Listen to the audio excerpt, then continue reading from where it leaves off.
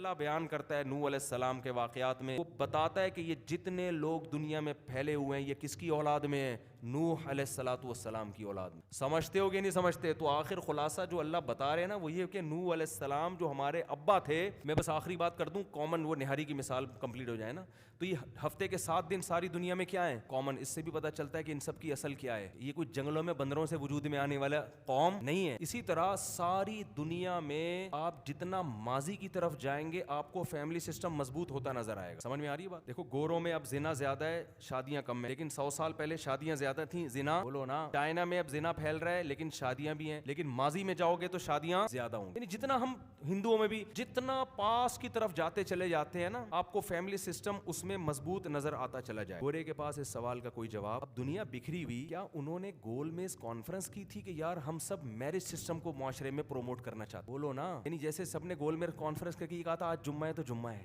ہفتے میں کتنے دن ہوں گے. یہاں تو پھر بھی تعویل کی جا سکتی ہے نا, حکومتیں مذہبی آئیں تو انہوں نے 7 دن نافذ کر دیے تو اب وہ ہمیشہ کے لیے نافذ ہوگا. لیکن میرج میں آپ کیا کرو گے؟ جنگلی انسان تھا, سائنس تو یہ کہتی ہے نا جنگلی انسان تھا, دم آہستہ آہستہ مارکیٹ سے شارٹ ہوئی ہے. پہلے بندر تھا, دم تھی, مارکیٹ سے دم کیا ہو گئی؟ ارے دم مارکیٹ سے شارٹ ہوئی. جب بندروں سے انسان بنے تو یہ سارے گول میز کانفرنس کر کے شادی بیاہ کا رواج کہاں سے آیا ان میں؟ وہی بات ہے, وہ بھی نہاری کھا رہا ہے جو ادھر جاپان میں ہے, وہ بھی نہاری کھا رہا ہے. یار یہ اگر ترقی کرتے کرتے یہ لوگ جاپان میں چین میں ادھر ادھر پہنچ گئے تو نہاری قدر مشترک کہاں سے آ گئی؟ اس کا مطلب ان سب کی اصل کیا ہے؟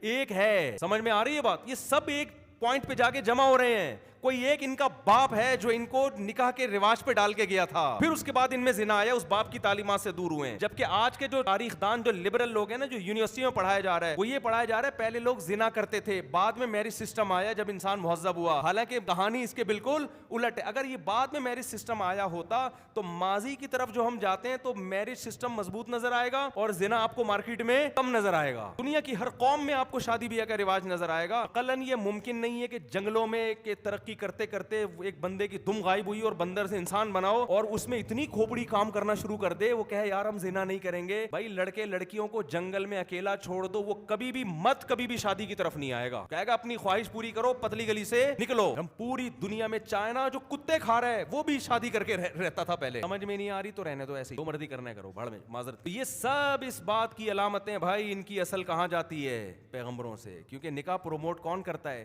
پیغمبر. حدیث میں آتا ہے 10 چیزیں پیغمبروں کی سنت ہیں, ان میں دانت صاف کرنا, ناخن کاٹنا, نہانا اور نکاح کرنا, خوشبو کا استعمال کرنا. آپ یہ چیزیں دیکھیں گے جتنا ماضی میں مذہب کی طرف جائیں گے نا یہ چیزیں آپ کو زیادہ نظر آئیں گی. عیسائی نہاتے تھے, دانت صاف کرتے تھے, یہودی کرتے تھے, مسلمان کرتے تھے. جتنا جو بت پرست قومیں آپ کو نظر آئیں گی ماضی میں جو پیغمبروں کی تعلیمات سے دور ہیں, ان میں دانت صاف کرنے کا رواج نہیں. یہ جو فرعون کی لاش دریافت ہوئی ہے نا, میں نے اس کے بارے میں خود تحقیق پڑھی. فرعون آسمانی مذہب کو فالو نہیں کرتا تھا, سمجھتے ہو نا, آسمانی مذہب کو فالو.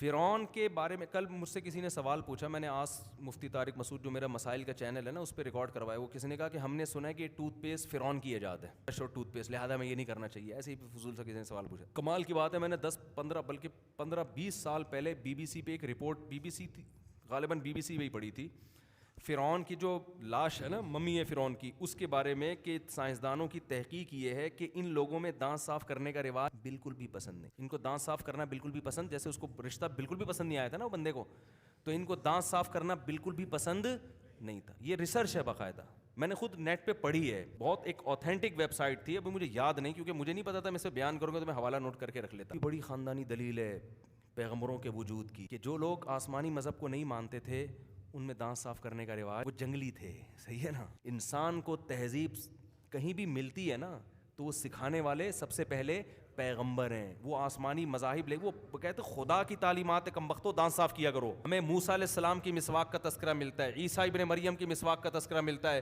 محمد صلی اللہ علیہ وسلم کی بار بار مسواک کا بے تحاشا حدیثوں میں سندوں کے ساتھ تذکرہ ملتا ہے. صحابہ میں مسواک کا رواج کس نے ڈالا ہے؟ محمد صلی اللہ علیہ وسلم. آپ جتنے آسمانی مذاہب کی طرف جائیں گے تہذیب صفائی نظر آئے گی, اس سے جتنا دور فرعونی دانت ہی صاف ہی نہیں کرتے تھے کم وقت, ایسے ہی سو جاتے تھے, ایسے ہی صبح اٹھتے تھے. اور آپ ان گوروں میں بھی دیکھو نا جو مذہب سے دور ہوئے ہیں, ان میں بھی آپ انہی کی تاریخی کتابیں اٹھا کے دیکھو گے تو ان میں بھی صفائی ستھرائی کا ماضی میں رواج. یہ جو فرانسیسی آج بڑے خوبصورت بنے پھرتے ہیں نا, خوشبوؤں کا بڑا رواج, آپ ان کی کتابیں پڑھو, ماضی میں پتہ چلے گا کہ ان کی خوشبوئیں اس لیے مشہور ہوئی ہیں کہ ان کی بدبو بہت مشہور تھی. حقیقت بتا رہا ہوں, آپ نہاتے نہیں تھے, یہ تو آپ کو پتہ ہے ضرورت ایجاد کی ماں ہے نا. جب اسمیل بہت آ رہی ہو, سب بیزار ہوتے ہیں, تو یا پھر خوشبوؤں کی صنعت ترقی کرنا شروع کر. بھائی تو نہا لے یار, بدبو ختم ہو جائے گی. تے نہیں تھے, صبح اٹھ کے جا رہے ہیں تو منہ سے اسمیل آ رہی ہے تو اسپرے کیا, اسمیل ختم کرنے کے لیے چلے گئے. یہ تو ہمیں مذہب نے سکھایا ہے. آپ بتاؤ, میں صبح دانت صاف کرتا ہوں الحمدللہ, میرے دانت صاف نظر آ رہے ہیں کہ نہیں آ رہے؟ آ رہے ہیں نا. کیا یہ میں نے یونیورسٹی سے سیکھا ہے, کالج سے سیکھا ہے, انگریز سے سیکھا ہے؟ میں نے اپنے ابا سے سیکھا ہے, اماں سے سیکھا ہے. تو میری اماں کہاں سے, وہ تو سہارنپور کی تھیں, انڈیا کی. ان کو تو کسی گورے نے نہیں سکھایا, ان کو ان کے ابا نے, دادا نے, ہمارے دادا بھی تھے الحمدللہ, سب کے ہی ہوتے ہیں, ہمارے بھی صحیح ہے نا, مذہبی تھے, حافظ قرآن تھے, تہجد گزار تھے. انہوں نے تو اسکول کا ایک دن بھی میرے دادا نے اسکول نہیں دیکھا ہوگا, مدرسے میں ہی پڑھائے سائیں. پر دادا تو کے دور میں تو شاید اسکول ایجاد ہی نہیں ہوئے تھے. ہماری دادی بتاتی ہیں وہ بھی دانت صاف کرتے تھے, صاف ستھرے کپڑے پہنتے تھے, صفائی ستھرائی کا بڑا رواج تھا. ہماری دادی 90 سال کی عمر میں, ان کے بقول تو 70 کے بعد ان کی عمر بڑھنا ختم ہو گئی تھی. وہ ہر وقت 70 سال ہی کی رہتی تھی نا الحمدللہ, 20 سال سے ہم ان کو, لیکن ہماری رائے ہے کہ کم از کم 85-90 سال کی وہ تھیں, اللہ ان کی مغفرت فرمائے. اتنی طہارت کا خیال رکھا کرتی تھی, حالانکہ انہوں نے تو اسکول کبھی زندگی میں دیکھا بھی نہیں. وہ ایک گاؤں میں پلی بڑی تھی, وہاں انڈیا میں سنسارپور ایک گاؤں تھا, ابھی بھی ہے, اس میں پلی بڑی تھی. آج تو کہتے ہیں نا کہ گورے نے ہمیں تہذیب سکھائی ہے, لوگ ہانگ کانگ جاتے ہیں اتنا صاف ستھرا نیٹ کلین, اور یہ گاؤں گنوار لوگ تو دیکھو. ارے ہماری دادی تو گاؤں کی تھی سنسارپور, ایسی صفائی ہم نے دیکھی ان کی کہ آپ کی سوچ سے بھی زیادہ. یہ کیا جدید تہذیب سے آئی ہے؟ اس کے تانے بانے کہاں جا کے ملیں گے؟ پیغمبر صلی اللہ علیہ وسلم سے. ہمیں تو مذہب نے جو کچھ, آج ہم صاف ستھرے ہیں تو مذہب نے سکھایا ہم کو. ہم شراب نہیں پیتے, کس نے سکھایا؟ مذہب نے سکھایا. اللہ کا شکر ہے ہم زنا سے بچتے ہیں, اللہ اور بچا کے رکھے. اس میں دعوے نہیں کرنے چاہیے, اللہ کی نظر ہٹ جائے تو آدمی 2 منٹ لگتے ہیں اس کو خراب ہونے میں. کوئی دعوے کے طور پہ نہیں کہہ رہا, اللہ بچا کے رکھے ہم کو, بڑی بات نہیں کرنی چاہیے. لیکن یہ اگر بچے ہوئے ہیں تو کس نے بچایا ہم کو؟ مذہب نے بچایا ہے بھائی, مذہب کی تعلیمات کی وجہ سے. ہم اگر اپنی ماں کو یاد کر کے روتے ہیں, ہم اگر اپنے باپ کو یاد کر کے روتے ہیں, یہ ہمیں گورے نے نہیں سکھایا. ماں باپ کے حقوق ہمیں کس نے سکھائے ہیں؟ ان سب کے تانے بانے. اور میں اکیلے نہیں, جتنے لاکھوں کروڑوں مسلمان ہیں, ان کی تہذیب کے سارے تانے, ان میں اگر کوئی خیر آپ کو ملے گی تو وہ سارے تانے بانے کہاں جا کے ملیں گے؟ اکیلے محمد صلی اللہ علیہ وسلم کی طرف. تو بھائی ایک آدمی میں اتنی پاور ہو کہ پوری دنیا کو نہانا بھی سکھا دیا اس نے, پوری دنیا کو صبح صبح اٹھ کے دانت صاف کرنا بھی سکھا دیا, پوری دنیا کو پانی سے استنجا کرنا بھی سکھا دیا. ورنہ پوری دنیا مسلمانوں کے سوا پانی سے کوئی بھی استنجا نہیں کر. اوپر سے تو صاف ستھرے نظر آئیں گے آپ کو, کیونکہ اس کا تعلق شو بازی سے ہے نا. گورے سے ملیں آپ, ہے welcome, nice to meet you, nice to meet you, باقی گہرائی میں جانے کی کوشش, اوپر سے نائس ٹو میٹ یو, بس اوپر ادھر ہی رہو, آرام سے بیٹھو, زیادہ فری ہونے کی کوشش. ابے بھائی تم قضائے حاجت کے بعد تم پانی نہیں استعمال کرتے, اور 1 دفعہ نہیں 2 دفعہ نہیں یار, جب بھی 1 مہینہ ہو گیا 2 مہینہ ہو گیا, خیر کبھی کبھار نہاتے ہیں وہ بھی. میں کسی قوم کا مذاق نہیں اڑا رہا. حقیقت یہ ہے کہ چونکہ پیغمبروں سے تعلق ختم ہو گیا نا, عیسیٰ علیہ السلام کا زمانہ بہت دور, اتنا لنک ختم ہوا, صفائی مارکیٹ سے کیا ہو گئی, شارٹ. اب صفائی ہے, وہ وہاں کے ماہرین نے غور و فکر کر کے قانون سازی کر کے یار اتنا بھی میل کچیل ٹھیک نہیں ہے. لیکن ہمارے ہاں تو ماہرین نے ایسی کوئی غور و فکر نہیں کیا نا. ہمارے ہاں صفائی کہاں سے آئی ہے؟ جتنی ہے وہ مذہب سے آئی ہے, اور جو نہیں ہے وہ مذہب سے دور ہونے کی وجہ سے نہیں سمجھ. تبھی میں نے جتنے بھی علماء کو دیکھا ہے نا جو مذہب کو فالو کرتے ہیں, ان کی صفائی میں نے ایسی دیکھی ہے کہ آپ اس صفائی کا تصور نہیں کر سکتے. حقیقت میں مذہب کو فالو کرتے ہیں, صرف داڑھی رکھنا تو نام نہیں ہے نا مذہب کا, جو حقیقت میں شریعت پہ چلتے ہیں. کیونکہ اسلام پہ چلنے سے آپ اندر سے صاف ہونا شروع ہوتے ہو, تو آپ کو میل کچیل ویسے ہی برداشت ہوتا ہی نہیں ہے آپ سے, یعنی انسان کا مزاج بن جاتا ہے. وہ کہتا ہے یار یہ اعمال کو صاف کیا جائے گا نا, اعملوا صالحا یا ایھا الرسول کلوا من الطیبات واعملوا صالحا, اے پیغمبروں پاکیزہ کھاؤ اور عمل اچھا کرو. تو جب اچھے کی طرف انسان جاتا ہے تو اس کو خود بخود وہ چاہتا ہے پھر ہر چیز کیا ہو جائے. تو جو اس مزاج کا بن جاتا ہے نا, پھر اس سے گندگی برداشت نہیں ہوتی. ہم نے دیکھا ہے جتنے صوفیہ کرام ہیں, خوشبو کا استعمال بہت کثرت سے, صفائی. ہمارے حضرت کی تو میں نے پہلی دفعہ میں نے کہا بڑے عجیب قسم کے ہیں یار, یہ بزرگ ایسے ہوتے ہیں, اتنی صفائی.